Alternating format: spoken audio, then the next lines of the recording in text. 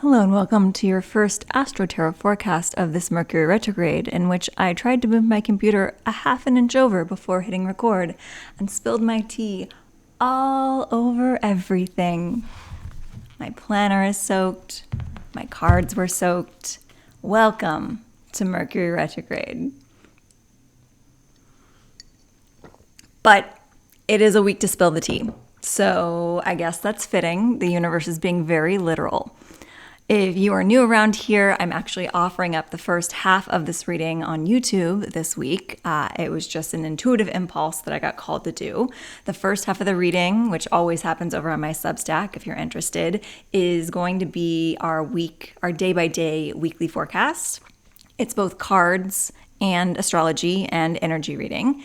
And then after that, I'm switching things up a little bit. So if you're familiar with these readings, we're not going to do the Earth, Air, Fire goddess reading. We are actually going to dive into a full extended reading based around a topic that comes up during our forecast. So it will be just for my Substack paid subscribers. So when the energy that I'm reading for gets smaller, it gets more specific, it gets more personalized, it gets more likely to really hit home for you. So that's one of the benefits of becoming a paid subscriber, because it is a smaller pool that I'm trying to tap into and read the energy for. So it could be very literal to your life when we get to the extended reading if you become a paid subscriber. And if you're already a paid subscriber, thank you so much. And I hope that you enjoy every part of this reading, but especially this special extended reading. We're going to do multiple cards. I'm going to really kind of feel into it more sort of like old school tarot reading style, when I was doing less of a forecast and more of an intuitive read. And yeah, we're just going to see what's coming up, because I've said this before, March is a huge transformative month. Clearly Mercury is retrograde because words are not happening in my mouth today, so just bear with me. But we're really getting into the thick of it. Like the first couple weeks of March are kind of like our warm up, and last week's eclipse was definitely kind of the catalyst for some change. We are now currently in the portal, which is the time between the full moon eclipse and the new moon eclipse of the month. And this is kind of a time period that it feels really funky, but it's because we're like finding our footing for this new version of ourselves that we're becoming throughout this portal.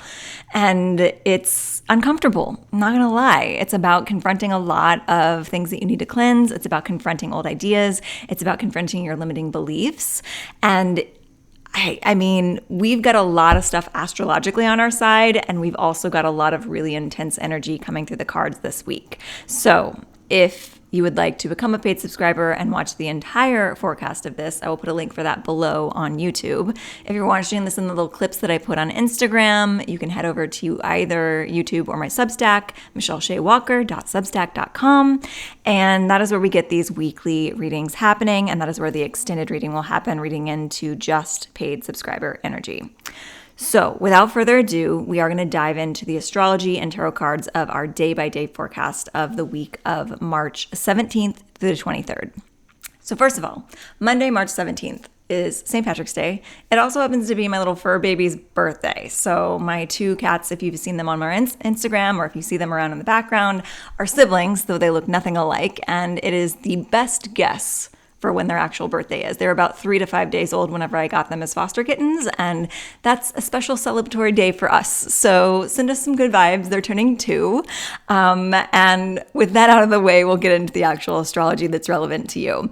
So the 17th of March, we have a North Node Cazimi. So I don't know technically if other astrologers would call this a cazimi, because cazimi is when the sun lines up with a planet, whereas North Node is a point in the sky. So we're not really lining up with a planet, but we are lining up with a point in the sky, and it does mean that the sun is intensifying and shining a light on that energy. This bodes well for us because the North Node is about our life path. Well, it bodes well for us depending on where you are on following your life path. It can be really uncomfortable if you're not following a path that is resonant for you. It can really shine a light on a lot of stuff that's not working. But hopefully, if you're here, you found a resonance with my energy, and that probably means you've been working on yourself for a while. And that means that you probably are at least have an inkling of what your life path is. So North Node and South Node, if you don't know in astrology, I always try to break it down in a way that's going to be digestible for anyone, even if you're not familiar with the terms. It's basically your life's karma this lifetime. So the North Node is a point in the sky that is usually settled, that is always settled into a certain sign in your chart, and it is directing you towards the things that you're really working out karmically this lifetime. And karmic doesn't have to be bad. It's you're working towards a growth factor with your North Node. It's usually stuff that's a little unfamiliar to you because it's the opposite of your South Node, which is what you've experienced many, many lifetimes before. Excuse me, Mercury retrograde is getting to my throat, so let's do this. P.S. I almost spilled the tea again, trying to bring that teacup to my mouth. So we are just, the lesson of Mercury retrograde, which started last week, is to go slow. So I'm going to take a second to just take a deep breath in if you want to join me. Deep breath out.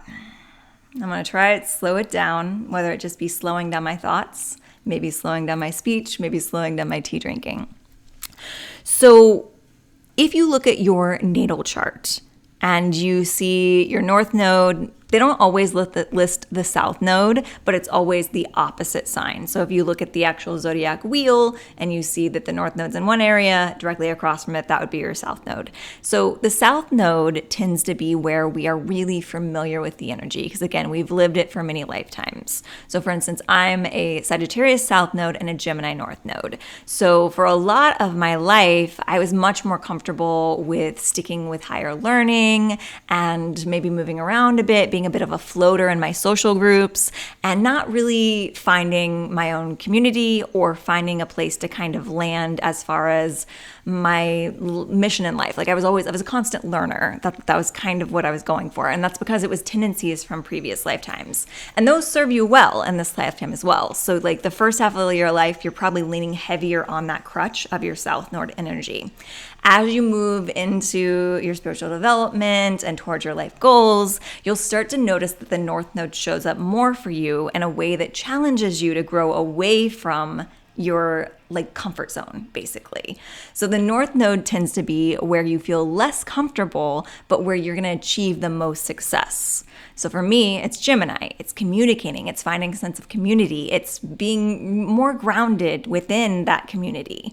And I've only recently, in like the past couple years, really found kind of a stride where I'm like, okay, I want to put down roots and I want to get to know my surroundings and I want to create a more structured friend circle. And especially for me as a Gemini North Node, I want to start communicating myself more clearly, which has been a big project for me in creating writing routines. I'm working on a book pitch. So that's kind of where that shows up for me. So that's to tell you what your natal North Node and South Node are. Currently in the actual sky, the North Node is in Pisces, and that was a recent change. We just recently went from Aries into Pisces. So basically the energy of the North Node Cazimi is going to be both intensifying your own path towards your natal North Node, the one that's on your birth chart, and also intensifying that Pisces energy. So it's a really good day to daydream about your future and your highest potential. If you were to stop relying less on your comfort zone and dive into this opposite end of the spectrum that you've been called to your whole life, what would that look like? Get really steeped in that like daydreamy energy and let yourself visualize that future, because Pisces is very much about the daydreams. They're not so much about action, which is kind of a problem sometimes. But in this case, we're going to use it to our advantage. We're going to be like, okay, in regards to the karma, the things that I'm growing towards this lifetime, how can I visualize a future that incorporates those elements more than I would have in the past? That is for our astrology on Monday. Our card is very interesting. So if you weren't around for last week's reading, we have two cards in this reading. They're echoing back. My alarm just told me that it's time to do my writing, speaking of Gemini North Node, which I'll get to after this reading. But we have two cards that echo back to last week's reading. And I did shuffle the deck, like everything, like they came out at separate times. It's crazy how the cards work. The first one is our Monday card. So our Monday card this week is the same as our our Saturday card last week. So last week, we had the Ten of Wands as our Saturday card, and then we got a little Page of Pentacles on Sunday to kind of give ourselves a break. I'm currently steeped in that energy because I'm recording this on Sunday. But I feel like there was something that we still were working on in regards to our Ten of Wands. And if you weren't around for that reading, the Ten of Wands basically just means that we have discovered that a path that we were going down and that we were working towards doesn't actually work for where we want to go. Again, sort of that North Node karma, going towards your life purpose energy. And there's something in your life last week that really kind of came to the ultimate clarity on Saturday, but we were kind of working on that clarity all week long, that you realize that something you've been working towards and probably working pretty hard towards is actually not serving you. It's not serving where you want to be and where you want to head in your life. And I said this card is a really great sort of balance of the energy, because sometimes the Ten of Wands can be very defeating, but this one we kind of have this like hidden peace. Like that when you recognize that you're burning down a path, that you're walking away from something that's not serving you, there is an element of peace to that. There's an element of relief. And we got a little bit of that on Saturday. We got a little break from it on Sunday. And now we're kind of coming back to the energy on Monday. And I think that's because of this North Node Cazimi that's happening, like directing us to our life path. So if you didn't deal with what you're supposed to walk away from this past weekend, Monday's giving you another chance. Or if you walked away from something this past weekend, Monday's giving you a chance to find this sort of like Zen peacefulness around that walking away, to really like congratulate yourself from walking away from something that wasn't serving you, and to be able to feel peaceful, feel at peace with your choice, because you are moving towards something that's better suited for you. Could be a relationship, could be a job, could be a location, could be an addictive pattern, could be things that you were doing in your life that weren't serving your highest purpose. So we're just kind of like solidifying last weekend's lesson on Monday. Tuesday, astrologically pretty quiet. March 18th doesn't have a lot of movement going on the planets. And our card is again echoing back to something that was happening in last week's reading, which is the Two of Swords reversed. So I can't remember the exact day that we had this last week. I want to say it was on Friday when we had the eclipse, and that feels right in my body and my mind. P.S. I, for the first time, went back and watched my own reading throughout the week last week. Like I would just go through the timestamps on the day and I would listen to what was happening, and I gotta tell you, I'm not tooting my own horn on this. This is all about like the astrology and the cards giving us the right answers, because it was dead on. So I highly recommend you do that throughout the week if you do have access to these readings. Like go back, like maybe watch the whole thing, or maybe do it either way, but do it on a daily basis as well. So if you watch the whole thing at the beginning of the week, go back throughout the week and kind of refresh your memory on what that specific day was about or is going to be about. And you'll start to notice that these patterns are definitely coming up. So last week we had this Two of Swords reversed, and it was reversed last week as well with our eclipse energy on Friday. And it was a reminder that, there's definitely some sort of situation, relationship, dynamic choice that we had to make that was going to be a little bit difficult, but that was going to drive us towards where we're supposed to be. Again, this is kind of relevant to walking away from things that aren't serving you. And it was also linked to the eclipse energy, which was about cleansing things that don't serve you and walking away from things, particularly in the area of your life where Virgo falls, because Virgo was in our eclipse.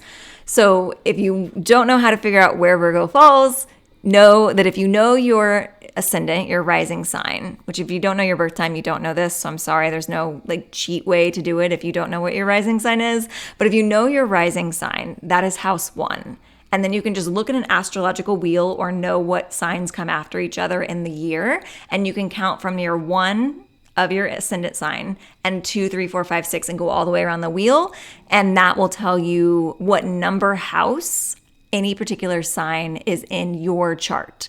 And so when we say something like there's an eclipse in Virgo happening, you can count up where Virgo is in your houses, and you can look up what that house is, and you can figure out what area that astrological transit is going to affect your life most. That was just a side note, but it's also going to serve you for the other things that we're talking about today. So this was our eclipse energy. And the reminder that I'm getting for this is that sometimes you can have a bit of a separation on a physical level with a situation, a person, or a choice, and you can still maintain a connection to them energetically. And I don't quite know where this is going to take us. That's just something that's coming through as I'm giving this reading and looking at the card. And it's basically, again, I said this last week, this is a more softer, loving card than, I just realized this is the Three of Swords, not the Two of Swords. Did I read it wrong last week too? There are no accidents when it comes to reading cards. There's a reason that I misread something if I do misread something. I do believe this was the card that I read last week, thinking it was the Two of Swords. It's actually the Three of Swords. And I'm just realizing it now. So don't disregard anything I just said, because that was also important, but I'm going to intensify the idea that what we're talking about here is a relationship, because usually the Three of Swords is about a little bit of a heartbreak and walking away or feeling betrayed in a certain relationship. This is so bizarre, because I'm pretty sure this is the card that I was looking at last week, thinking it was the Two of Swords, reading it, the entire reading is the Two of Swords, and now I'm realizing that it's the Three of Swords. So there is some sort of meaning to that. But what we want to mark here is that it is potentially about an interpersonal relationship that's not sitting well in your heart. However, because it's reversed, this is like changing everything. I have to go back and watch last week's reading now because it's reversed. That means you're healing from some sort of heartbreak. So take Tuesday as a day to, I think Tuesday is going to be a day that you're realizing that some sort of heartbreak that happened in your current reality or in your recent past was about moving towards your life purpose and your goals. Because we have this whole theme of this North Node and the Kazimis and the energy of walking away from something from last week and this week, we are talking about moving away from things that aren't serving us, even if we don't think we want to, and towards something better, something more aligned with our souls. I'm so I've decided to myself that I don't edit these readings. So like if I was editing, I would go back and edit out everything that I said about this being the Two of Swords, because I am so confounded by this. Let me just feel into this energy for a second. So Two of Swords is about a choice, and I softened it with it being reversed last week. I feel like the Two of Swords, in conjunct with the fact that I've been actually reading the Two of Swords that is the Three of Swords, it means that, I could read it very simply in the Two of Swords is about making a difficult choice. And whenever you're feeling heartbroken in a situation or a relationship, there is a difficult choice to be made. Like it could be that there was a breakup that happened, there was a walking away from a connection that was hurting you. But I feel like there's something more to that. So I'm actually going to pull another card and we're going to see what else comes up for this one, because this feels really important. And oh my God, I'm getting overheated. So I'm going to have to take this off. Oh, again, guys, it's Mercury retrograde. The messages don't come out as clear as you necessarily want them to. But we're going to find out what else the cards have to say. So in regards to all of the cards that just fell out, I'm going to go with the ones that I can see from my position here because they flipped upright. So I've got the Four of Cups, the Ace of Pentacles, and Sunday's card of the Page of Pentacles. So those are cards of both business and interpersonal relationships. So the Four of Cups is an indicator that in some sort of emotional connection, we were feeling discontent about what was being presented to us. Like someone wasn't showing up in a way that we wanted them to. It's also a message that like maybe we were putting too many expectations on that person or not looking at the good that they were also bringing into our life. But then with the Ace of Pentacles and the Page of Pentacles, which are on the floor over here now, it feels like it's both a interpersonal connection and a business connection. And it could be that these are two separate storylines, that you walked away from two different things at the same time. I know someone that is watching this that did do that. So you could have walked away from like a business connection and a relationship within sort of like the same breath. And that is all for your higher purpose, for the better path. but you are healing those energies still. So like, let yourself heal is basically what the Three of Swords reversed is saying. Like, you're allowed to have time to kind of like have to regroup and have to realign yourself and have to release all the visions that you had for what those relationships and connections and situations were going to look like. But the Ace of Pentacles and the Page of Pentacles indicates that we are walking towards a new path that we may not feel quite as much of an expert in, but it's actually going to be serving us better in the long run. And the Page of Pentacles is always like you're kind of an apprentice or you don't quite know what you're doing. The Ace of Pentacles is a new business opportunity and you're basically walking towards these new things. And the message that we're taking away, the lesson we're taking away from this previous connection comes with that Four of Cups, which is that when you get into this new scenario, make sure that you are doing a balance of looking at what's not working and looking what is working. And I think that that sounds like it's like an excuse to stick with something that's not good enough for you. But I think that anytime we keep a balance of what's good and what's bad about a situation, it actually doesn't keep us in a situation that is bad. It just makes us more aware of the scale effect of things. And so if you're constantly an awareness of what's good and what's bad and how they're kind of balancing each other out, you can kind of start to mark when the scales are more in one side or the other. And like, it's okay in any healthy relationship for the scales to be going back and forth all the time. But if you're like, the scales are more towards the bad more often than they are towards the good, that's when you mark that it's time to walk away. Whereas if you're like, oh, the scales are actually more towards the good than they are the bad, then when the bad comes up, maybe be gentler about it. Be less judgmental of your partner or your situation because there is more good than bad here. So two sides of the coin. Either one could be about your situation, but that is the lesson that we've learned from these things that we're walking away from. Moving into Wednesday. So Wednesday, we have another Cazimi. I told you, March is Cazimi heavy. I said that in our first reading of the month. So Neptune Cazimi is what we're heading into on March 19th. And that one, we have our first of several major arcanas in this reading with the Tower card. So Tower card is huge transformation. I know you thought you were done with transformation because you walked away from a bunch of good stuff and you had an eclipse last week. Nope, we're still in a portal, baby. So we're going to do some more transforming. So the Tower card is about recognizing, I told you guys March was going to be intense. The Tower card is about recognizing that a building that you've built had a flawed foundation and that you have the choice to either keep building it until the universe is like, the foundation's now going to crack and it's all going to crumbling down, and they'll do the work for you. They'll be like, we're knocking it down. Or you can have the foresight to recognize what's not working, again, with those scales, and walk away and clear the building down so that you can rebuild on a stronger foundation.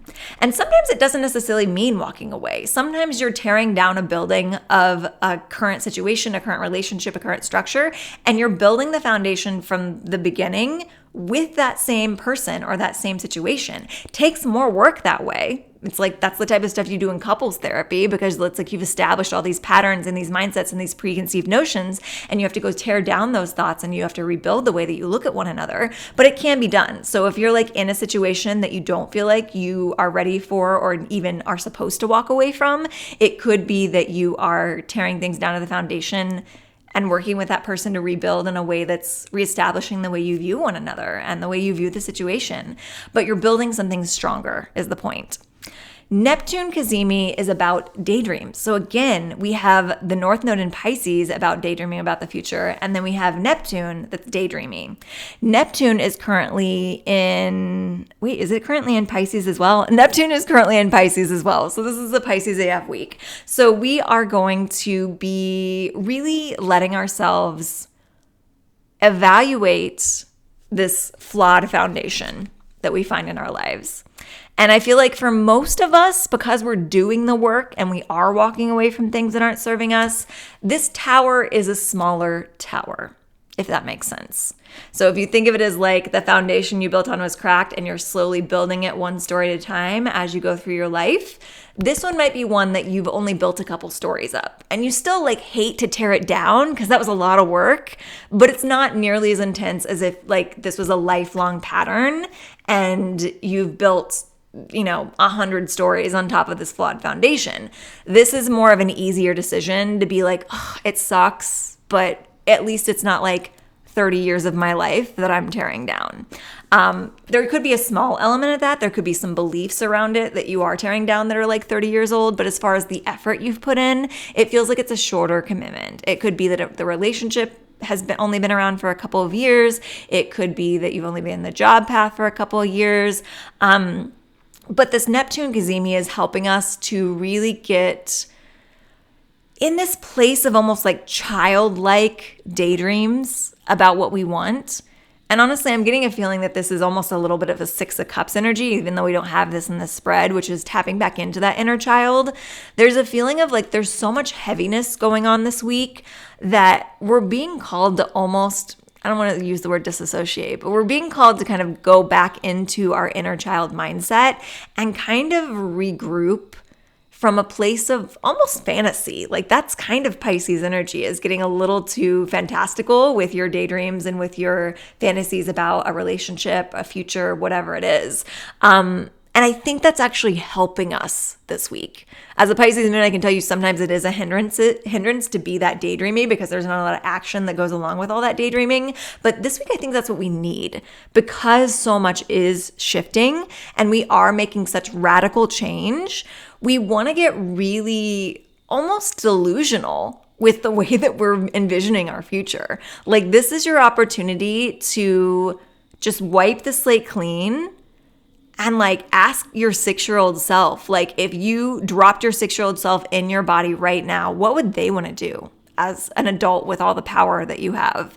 And what would they want to do with their day-to-day life that would make them feel happy and playful and alive and worthwhile? Because I feel like we do get there's an energy right now in the ether that's like so heavy and bogged down by adulting that we need some of that inner child energy. So as you tear down this building, almost imagine it like it's a Lego castle and you're going back in and you're leveling it, but you can even level it in a fun way. Like remember when you were a kid and you would build up a Lego castle and you'd pretend you were like Godzilla and just like stomp everything down and then you'd rebuild it. And like it wasn't that serious. And that's what we're kind of going for this week. We're going to have fun tearing it down and then we're going to have even more fun building it back up because we can make it be whatever we want it to be. It doesn't have to match the other building at all. It could have legs coming out the side of it. Like I'm getting in like Playland world in my mind, but that's what we need. We need a little bit of this impossible Playland childlike mindset when we rebuild this world. And you're not taking a lot of action on it this week with all this Pisces energy. You are just creating the vision. Again, I mentioned last week, Pinterest boards, vision boards, those are going to be really important. If you're doing that with this energy, like feel free to get a really good visual going on, but really solidify what it is you're going for and not just what you want it to look like, but what you want it to feel like.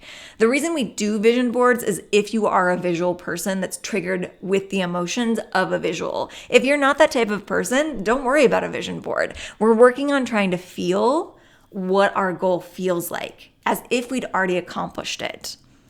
So tap into your inner child, ask them what they want, and really feel what that life feels like. And feel the excitement that a child imported into your body would feel if they got to live their best dream life. Whew. Okay, so moving into Thursday. Thursday, we have a change in the sun. The sun is moving into, my pages on my planner are wrinkling up because of all the tea. The sun is moving into Aries. So we are slowly coming out of this Pisces steeped energy. And as we move into the sun in Aries, that is actually the astrological new year. So if you feel like you haven't got started or got a lot of momentum going on the goals that you set for yourself January 1st, it's not even your second chance. This is like astrologically the real chance to make a fresh start. So I would say the beginning of the week, the reason we're doing so much of this tearing down and cleansing is because it is that end of the year feel for the astrology, for the sun signs. So we're like clearing out everything. That's why we think of spring cleaning, because it's like our body naturally wants to follow the astrology, and we naturally want to like get rid of the things that aren't working right before spring, because spring is a fresh start. So Monday, Tuesday, Wednesday is the tail end of your emotional, mental, and energetic spring cleaning. And then Thursday, we actually get to move into the new energy with the sun in Aries. And that makes total sense to the cards. I love it when the universe does this. The sun card is our card for Thursday when the sun moves into Aries. And honestly, the sun is like the most Aries energy ever, like especially the sun card. I don't think it's actually, I think the Emperor is the actual correlation to Aries in the tarot, but the sun is vibrant. It's childlike. It's Aries. I said this in something that I posted online earlier. Aries is the baby of the zodiac. And that doesn't mean if you're an Aries, don't get offended. I'm not calling you like immature. Like you can totally be an adult, but Aries comes into our life and our chart, no matter where it is, to give us a sense of self. Because when you're a newborn baby, all you know is developing a sense of self. Like you're still working on that before you can work on anything else. And so the sun card usually has a baby on it. This one has a pregnant woman on it. And it's a sign of this sort of like birth into a new sense of self, and a lot of blessings coming along with it as well. So, I mean, thank you, Aries season. I, normally don't resonate with that energy as much as I do the Pisces, but this does feel like it is a necessary burst of forward momentum coming in with the sun in Aries. Moving into Friday, a little minor astrology, we have the Venus sextile Pluto. So Venus is the planet of love and beauty and creativity. It's also currently retrograde. It is sextiling, which is just kind of like a sweet little meetup, like they're having a cup of tea, with Pluto, which is the planet of change. So there might be some energetic, there's something in my eye. Of course there is, because that's just what this reading has been like. There might be some energetic or even in-person conversations around changing up things that have to do with Venus. So that could be your love life. It could be that you have a sweet little date happening on Friday. It could be that you are changing up your aesthetic, meaning like your appearance. Maybe you have, be really careful about that with Venus in retrograde, please. Or not Venus in retrograde, Venus just is retrograde. If you don't know, when Venus is retrograde, big aesthetic changes are not recommended. Nothing that you can't reverse back really easily. So you're not going to go from like waist length hair to my haircut during Venus retrograde, because you might regret it. You're not going to take major plastic surgery during Venus retrograde. You're not going to make any huge irreversible changes in regards to beauty, love. Those are really the main two: beauty, love, and creativity. But creativity kind of like whatever. You can't really make irreversible changes in regards to your creativity. So the point is you could have something in regards to your aesthetic. You could maybe go shopping for a new wardrobe, or you could go get a haircut. Just again, make it something that maybe you decided on before Venus went retrograde, or something that's easy to transfer back. Like don't go from platinum to raven hair. Don't go from ravenhood to platinum. But it is a good moment to maybe tweak something in your appearance. There's also a way to look up in the moon when is a beneficial time for a haircut or a hair change. So I would always cross-reference that, because I don't know off the top of my head if that's a good day for hair changes. But it could be something that's going on. It could be a sweet little redecorating in your apartment. That's just what's going on Friday, the 21st, in regards to the astrology. In regards to the cards, we have Temperance. So this is our third of 4 major arcana that happened this week. So major arcana means that there's a lot of divine intervention happening. The universe is kind of directing your path on what days were they? Wednesday, Thursday, Friday. And then we have another one on Saturday coming up. But so Wednesday, Thursday, Friday, Saturday, we have a lot of divine intervention coming in that, like, even if you think you don't want to make a change, the universe is probably going to push you that direction anyway. So with this little sweet Venus-Pluto meetup that we have the Temperance card, which is about creating balance. So I would say whatever little sweet meetup you're doing with Venus and Pluto, whether it be a date, a aesthetic change, a redecorating, make it something that makes things feel more balanced in your life, because that's what temperance is about. Temperance is about creating balance, and creating balance in a way that almost feels impossible to the outside world. It's kind of like, I don't know how she does it energy. It's also a card of being kind of like 1 foot in the water and 1 foot on land. And what that means to me in regards to this sort of like Pisces energy that we're steeped in this week is having 1 foot in those daydreams and 1 foot in reality. So I think the first half of the week, we're kind of letting ourselves really get steeped in our daydreams and get a little fantastical about it. And then by the time that Venus sextile Pluto and Temperance card come up on Friday, we're not letting go of the daydreams. We're not telling ourselves that they're impossible. We're just starting to ground them a little bit more.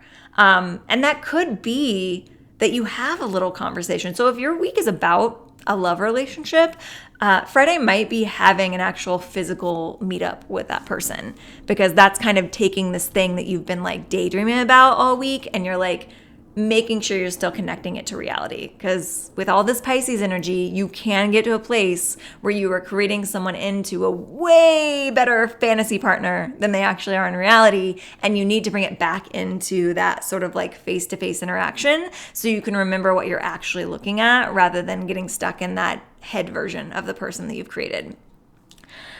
So that is Friday. Moving into Saturday, we have Venus Cazimi. I told you, Cazimi is galore. And if you don't know, if I didn't mention it before, Cazimi is when the sun lines up with a planet and intensifies the energy. So this one, normally I love a Venus Cazimi because it feels very sort of like showy and sexy. I'm a Venus in Leo, so I love being seen and admired and dressing up and having attention. And that's kind of what Venus Cazimi is about. Like, it's like, let's shine a big old light on everything that makes you feel beautiful and sexy and creative and loved. But Venus is retrograde. And that kind of gets echoed in our card because our card is the High Priestess, which is a very Venetian energy of this divine feminine, absolute, like the highest degree of divine feminine, maybe tied with the Empress, but like a very psychic, intuitive, sexy. I mean, it's got like an actual, that's probably Venus sculpture on this card. So it's reversed. And Venus is retrograde. And this feels like, I don't want you to shy away from really embellishing your Venus side. So Venus is divine feminine. Venus is being hyper intuitive and trusting that intuition, being more receptive than action based. Like divine feminine is kind of like the magnet that draws things in, as opposed to the divine masculine energy that goes out and like seeks things out and makes things happen. It's also like an element of creativity. It's an element of being very maternal. I feel like I'm forgetting something. Maybe it'll come back if it's important. But all of this is kind of turned on its head. For some of us, I'm getting the hint that this could be that there is a feminine energy in your life that you need to show up in this sort of like divine feminine, really like loving, peaceful, beautiful, luxurious energy. And they're showing up kind of as like the shadow side of that. Most of the time this happens with like a maternal figure that we're like, hey, I need you to be this like gentle, loving maternal energy. And they show up with like emotional manipulation or like something goes askew. I don't think that's for all of us, but for like a small number of us, there might be sort of some sort of like maternal thing that's coming forward. Or you could be confronting how those things that a maternal figure did are now showing up in your energy, and you're not a big fan of that. So the remedy that I want to give us for this is to surround yourself with beauty on Saturday, because we want to like create an exterior world that makes us feel like we can embody this like feminine, creative, like really admirable energy so that we can kind of hopefully take some of it in. And it also could just be that you don't feel your best on this Saturday, like that you actually are really, truly beautiful on Saturday and that you're beating yourself up about something. That could be it too. It could just be the patriarchy getting to us. It could be that there is just a little bit of insecurity coming through and the universe is trying to remind you that you actually are the high priestess upright. You are the divine feminine, gorgeous, beautiful, intuitive, magical creature. And you just got a little confused. So Venus is currently in Pisces, I believe. Let me make sure that it didn't change signs. Yeah, Venus is, I always have at the top of my notes like where it's going throughout the month. And so I know that Venus goes into Pisces, but is it yet into Pisces? Let me see. No, it is not yet into Pisces. So Venus is still in Aries.